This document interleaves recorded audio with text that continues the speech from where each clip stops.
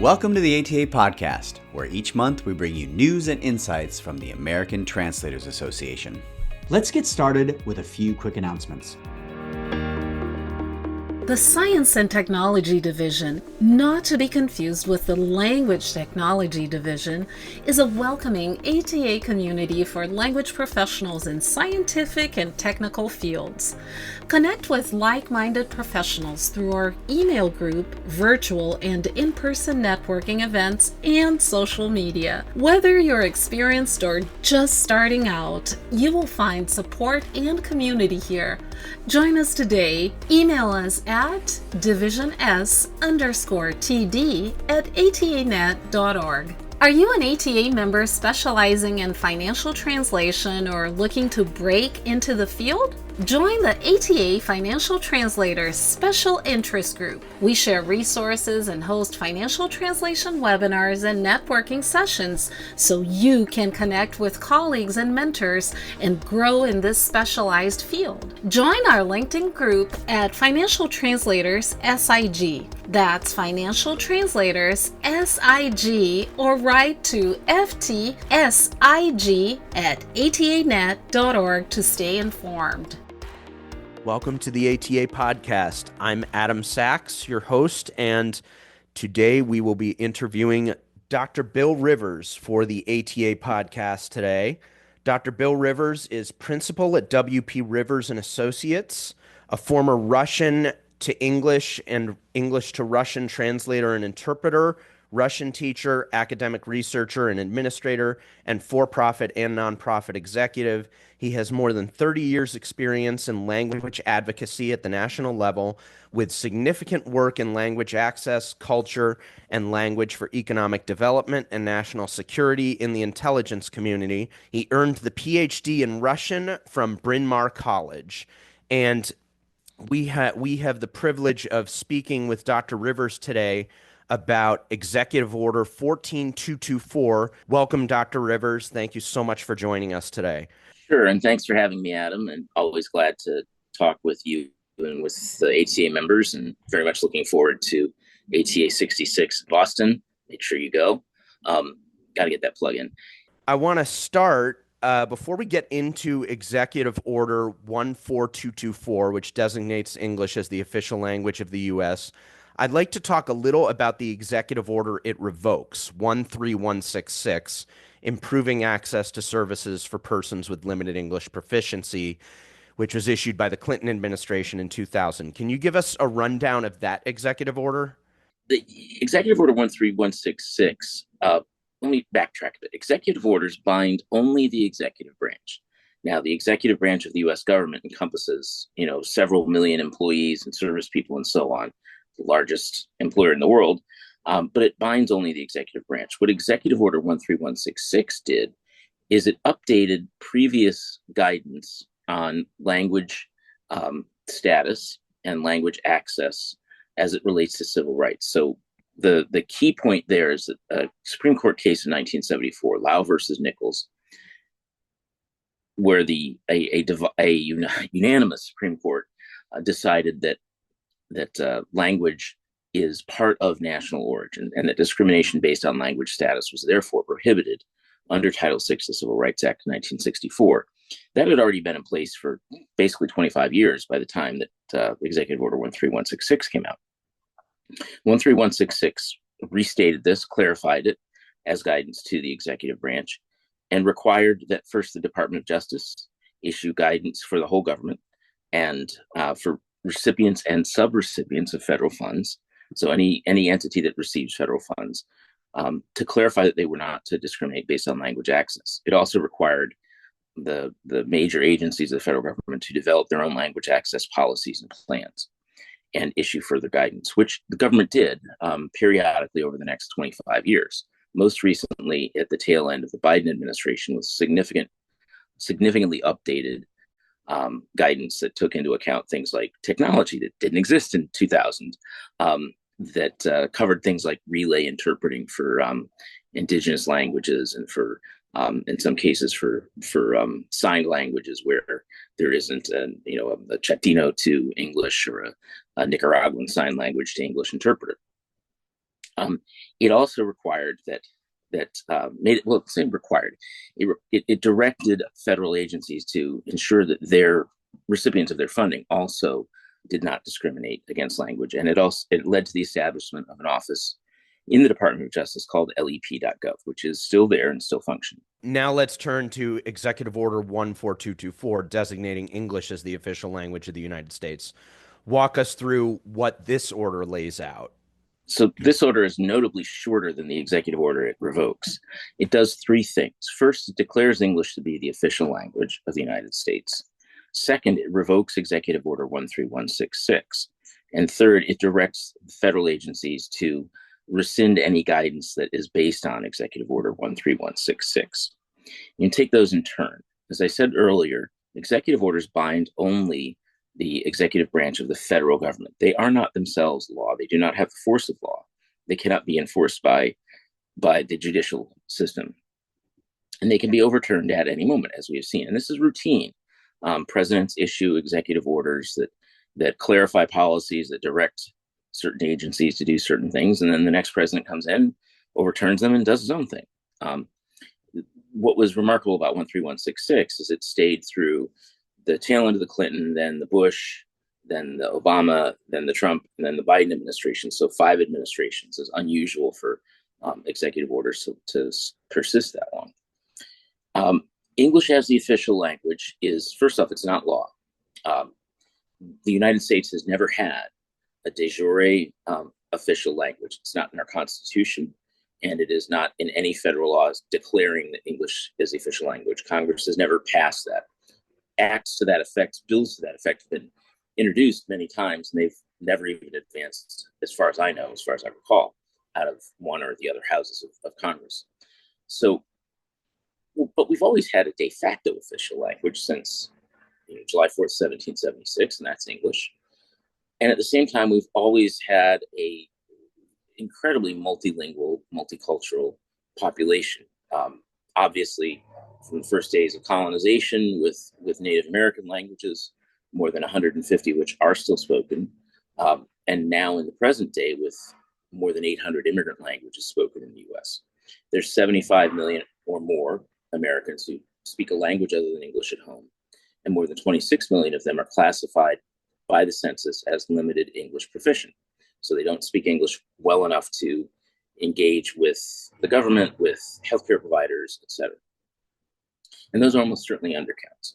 And you add another 5 million or so deaf and hard of hearing, you get a rather large number of people, 80 million people who need some kind of language or communication assistance at some time.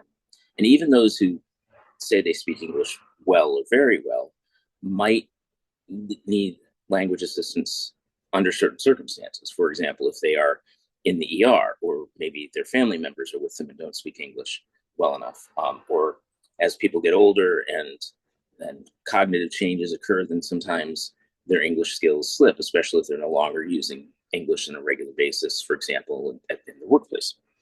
So you say, okay, English is the official language, but is it really?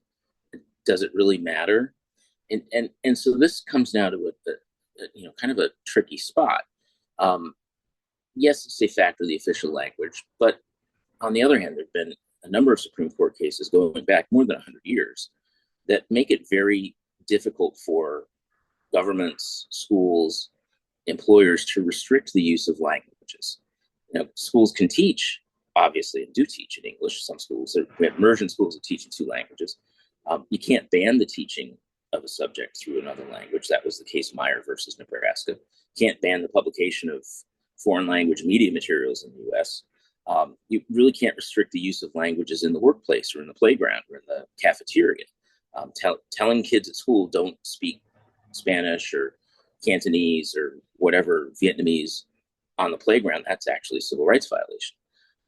So there are lots of restrictions that have to do with the First Amendment, freedom of speech, with the 14th Amendment, equal protection under the law, with the due process guarantees that are found in different parts of the Constitution that really make it tricky to say, oh, English is the official language, right?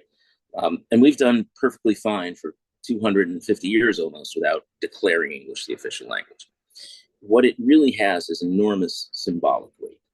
And you have to step back and say, okay, and with respect to this and other parts of this very same executive order, you have to step back and say see that it's part of a broader pattern, mosaic, whatever you want, of executive orders aimed at reducing immigration and reducing the number of undocumented people in the U.S., at executive orders that take on DEI, however you want to define that. Sometimes DEIA is included, so access is sometimes included, as well as DOGE closing down a number of important offices, like the Office of Minority Health in the Department of Health and Human Services, the Office of Minority Health at the Centers for Disease Control, the Department of Homeland Security's Office of Civil Rights and Civil Liberties, the Office of English Language Acquisition in the Department of Education.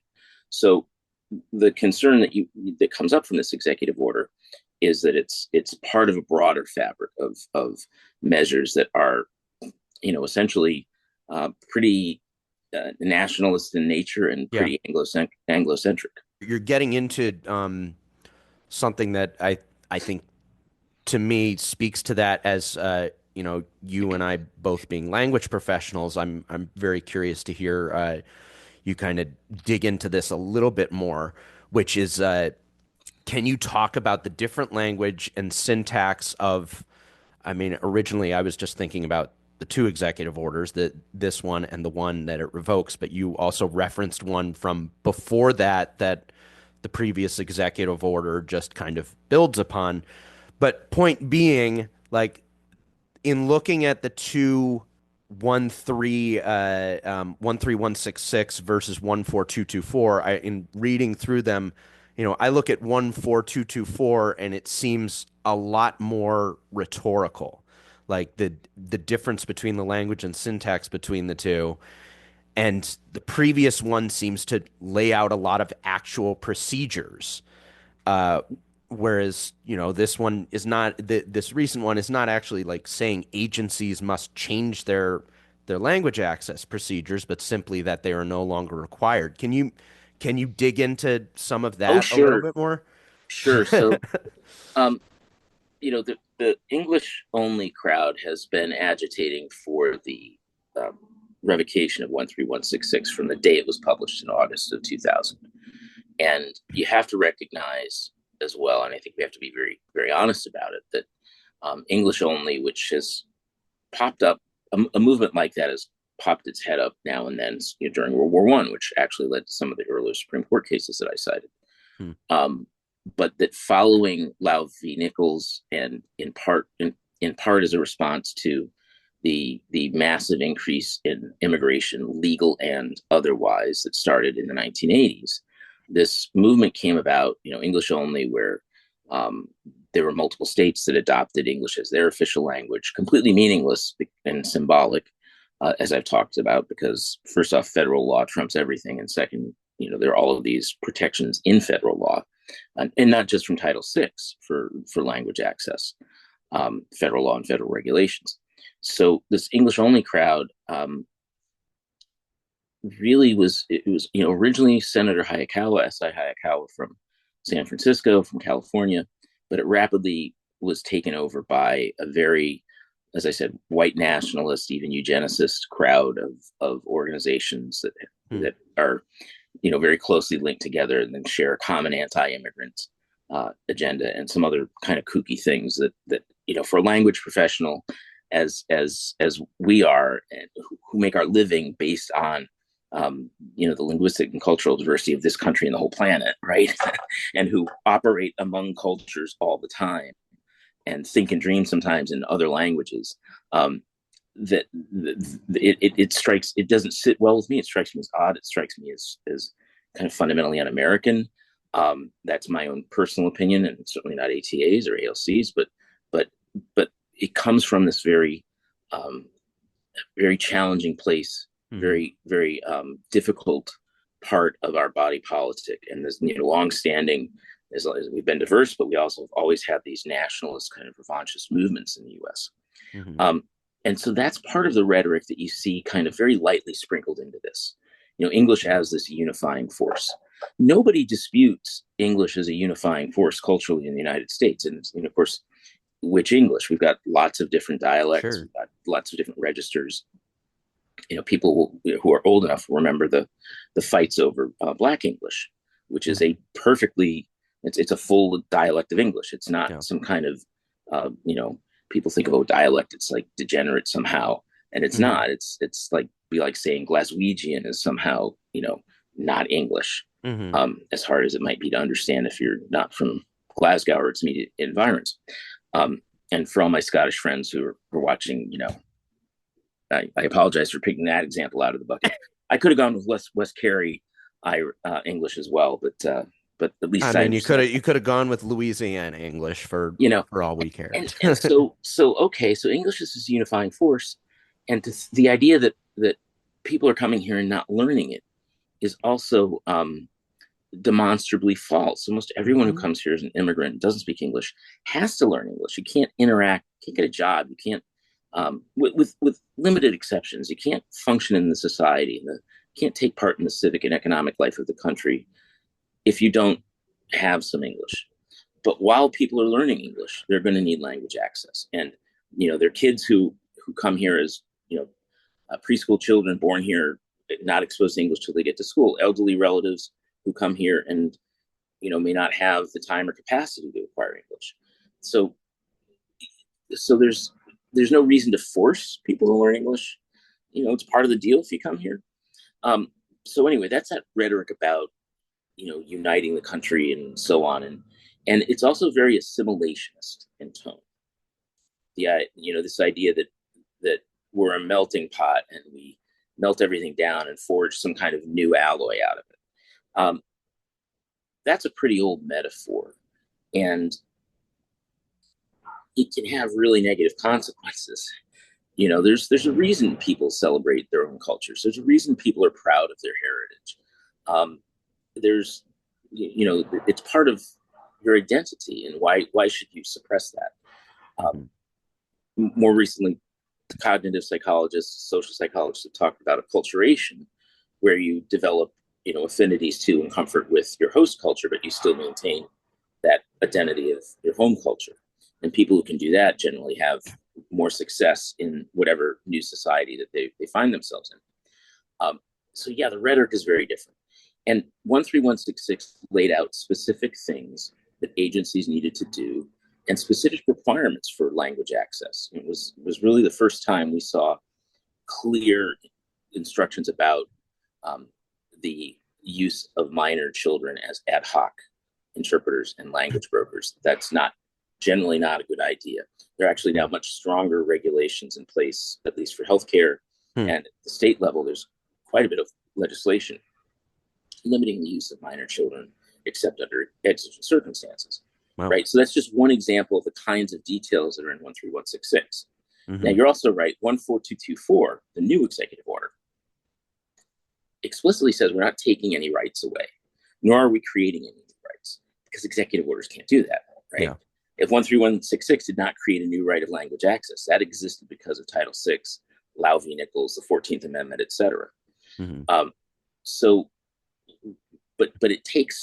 But by directing agencies to take down guidance that is initially rooted in 13166, and the agencies that have done so, not all the guidance has come down, not all the language plans have come down, and it's kind of an ongoing basis as agencies get to it. By doing that, they're actually taking out of the public domain all sorts of really good information. The recent revisions, I talked about this earlier, to department and agency language plans and policies were, the updates that were done during the Biden administration incorporated lots of lessons learned, lots of good practices that have evolved over the last generation. And pulling those down is a disservice. It makes government inefficient, because one of the, there's the civil rights case for language access. There's I think the fundamental human rights and moral case for language access. But there's an economic case for language access as well. The provision of good language access makes the delivery of your service, whatever that service is, more efficient, less expensive. And and taking that away and leaving it to each agency to determine if they indeed have language access requirements is a bit, it's counterproductive. And it also opens the door for agencies to say, no, we don't see any, which again, people don't realize how vast the federal government is. Every single department has major public facing programs. Think like housing and urban development. Well, federally subsidized housing is going to be disproportionately, it's for low SES individuals in the US, low SES families. It's going to be disproportionately LEP, because low SES, any group of low SES in the US is going to be disproportionately LEP, lots of recent immigrants and so on. Does HUD still have the obligation to provide language access? Well, actually it does. And HUD recipients do. But to say, and I'm just picking on HUD as an example, housing and urban LEP is language English, limited English proficiency. And we use that. It is a term that is not, as we would say in the education world, asset based. It explicitly defines people as somehow limited by not having English proficiency. And the advocacy community, the practitioner community, for 25 years has struggled to find a better way of saying that. And so individuals for whom English is not their primary language, you end up with these circumlocutions that are not as efficient as saying LEP. Sure. But yeah, that is something that we look at, that, okay, that's a limiting factor. And another point about language access, it's very important to remember. Language access is framed as a civil right, is framed as something that is due to minoritized groups, which is absolutely true, correct, and necessary. But in any instance where language access is being provided, or language assistance in the way the federal government frames it, wherever it's being provided, there's somebody else in that communication. And there's often a power imbalance, right? Patient, doctor, parents, principal, defendant, judge, right, or jury. There's a power imbalance, but and you have to recognize that.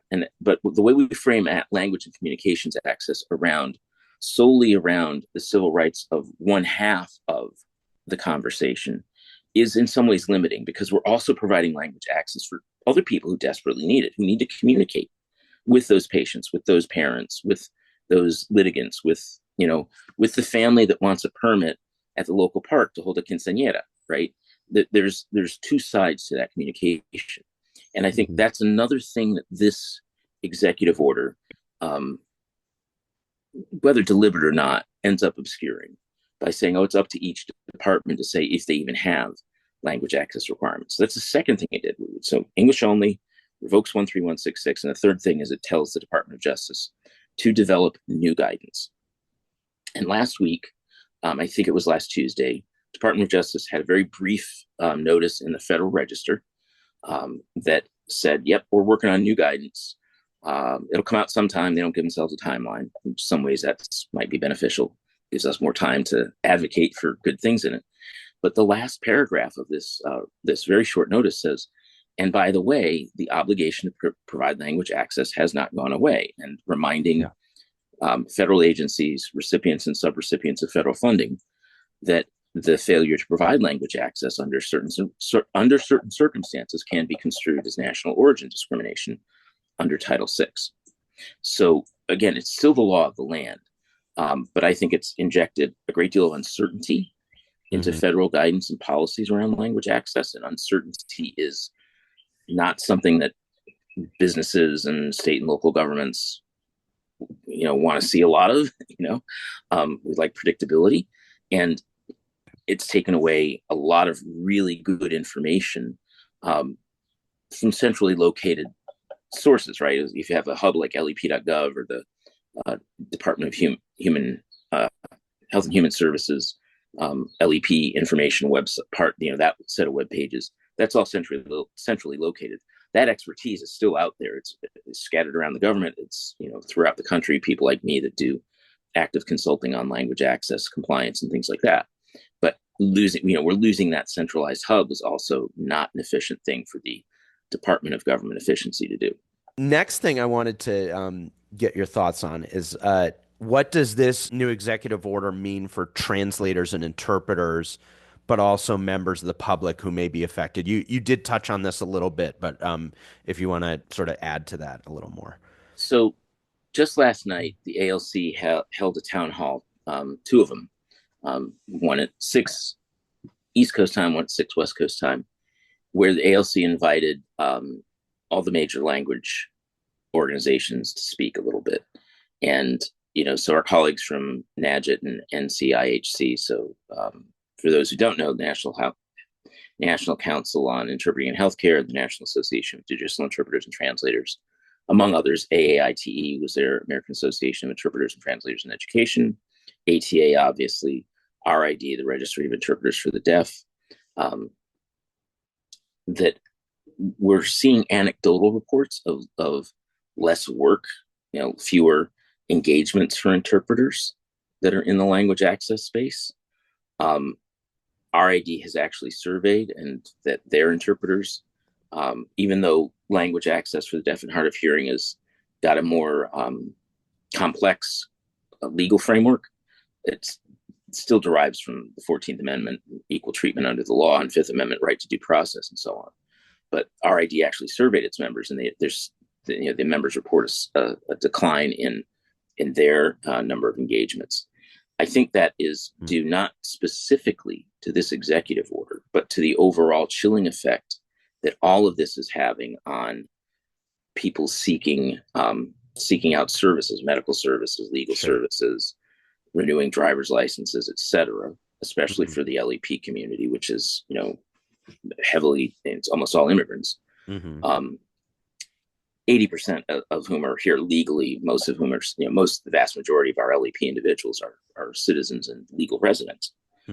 But we're also seeing, the loss of, deaf employees in the federal government. And so that's leading to less demand for communication access in the employment space with all of these, these mass layoffs. So I think that I take those anecdotal indications pretty seriously. And as we get more information from the people in our field, from the professionals, we will probably have a clearer picture. But my sense is that we're not going to see, an enormous drop off in the provision of language access, and therefore work for interpreters and translators in the language access space for a number of reasons. First, it's still the law. And it's not just Title VI. It's not just the Patient Protection and Affordable Care Act. It's Section 204 of the Voting Rights Act. It's in the Individuals with Disabilities Education Act. It's in Section 504 of the Rehabilitation Act. It's in the Workforce Opportunity and Investment Act. Requirements all over the map where language access or language assistance or communications access for the deaf and hard of hearing are spelled out in law and or regulation. So that's not going to completely go away. And I don't think there'll be a major dip. So number one, as I said, because it's in all of these different laws. Number two, starting with Title VI, it's still there. Lau v. Nichols, still the law of the land. Number two, it's the standard of care in healthcare. I've been to, I guess, 2 or 3 language access in healthcare focused conferences in the last couple of months, and had senior leaders at big medical systems say, of course we're still providing language access. How can we treat our patients if we aren't providing language access? How that works on the daily, down at the front lines. Okay, that can vary for lots of reasons. But, when the Joint Commission on Accreditation, hospital accreditation, still requires language access for accreditation, when malpractice carriers require that you have language access policies and plans in place in healthcare systems. So they aren't going to step away from language access. The downturn in demand is going to come from this chilling effect on the one hand, and the reduction of language access for deaf employees on the other hand. And there may be anecdotal reports that we've received. There may be people who say, well, come back tomorrow with an interpreter. I don't have to get you one because Trump said I don't have to. when that happens, that's usually an individual at the front line, and the check-in desk at the doctor's office, or the MVA saying, or DMV. We call it the MVA in Maryland. I think it's DMV everywhere else, Motor Vehicle Administration. That's an individual acting out. That's probably does not reflect the policy of their employer. And, they are wittingly or unwittingly creating civil rights liability, by the way. But I don't think we're going to see wholesale stepping back from language access. And in fact, the state of Maryland passed a revised language access law that improves language access, especially for voting.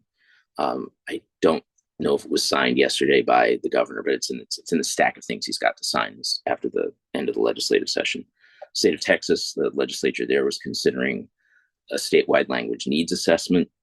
So there are lots of states that have their own language access. California is considering a law to reify Executive Order 13166 within the state of California with respect to healthcare, even though they already have the Daimali aleatory language access law, which was passed 10, 15 years ago. So I don't think language access goes away, but the bottom line, and I know I'm using a lot of words to say something that's very, TLDR is bottom line. We probably are even now seeing a reduction in the demand because of this chilling effect of all of the other stuff that's going on, as well as, reducing the federal workforce and making it much harder to get through to Social Security or to, to OPM if you have an issue with your pension or your survivor's benefits, all these kinds of things that are, that have language access implications. If nobody can get Social Security on the phone, well, the people who need language access for Social Security aren't going to get on the phone either. Yeah. We've also seen some contracts rescinded. The most recent one was from the National Weather Service for their automated weather alerts in other languages. Mm-hmm.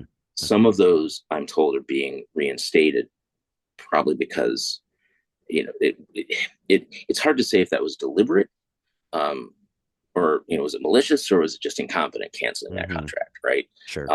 But I'm sure there are governors all around the country saying, what are you doing? Our residents of my state need that information. I want you to talk a little bit about the joint statement that was issued by, ATA being among the organizations. We've got there are 6 signatories on this joint statement shortly after the executive order was issued. Can you tell us a little bit about that statement and the process of getting together the signatories who ended up signing on to it, and how that statement came to fruition in response to the executive order, and what how you're trying to build upon that from the various organizations to kind of push back on this executive order. The ATA, along with a number of other organizations, have an informal monthly advocacy meeting for the chairs of the advocacy committees. I take part in that as both from ALC's point of view, ALC being one of my advocacy clients, but also I'm a longtime member of the ATA advocacy committee, which Ben Carl chairs. And in one of those meetings, we might have held an emergency meeting right after the executive order happened, but the last 90 days have been kind of a blur, so I might not have the timeline exactly right. But we discussed the need for a statement, and the statement puts us on the record saying and voicing our opposition to this executive order and the revocation of Executive Order 13166. It makes our position clear to our colleagues in Congress, who may be taking up the cause of language access again in this session or the next session. Similar statements have come out from a whole bunch of different organizations. The National English Learner Roundtable, which I co-chair, that's on the educational side. There's a new language access coalition, didn't exist before March 1st and it did afterwards, that has about 100 different, state, regional, local organizations represented, including ATA, where, we're advocating to remind everyone that language access is still the law, and to ask our elected leaders, state and federal leaders, to support that. And that's the purpose of that kind of statement. It, in and of itself, it won't make an immediate difference, but it puts us all on record and lets the people who are paying attention know where we stand. And I think that's very important. It's important for our members to know that we're fighting for language access. Really appreciate you joining us today, Bill. This is your insight on all of this is invaluable.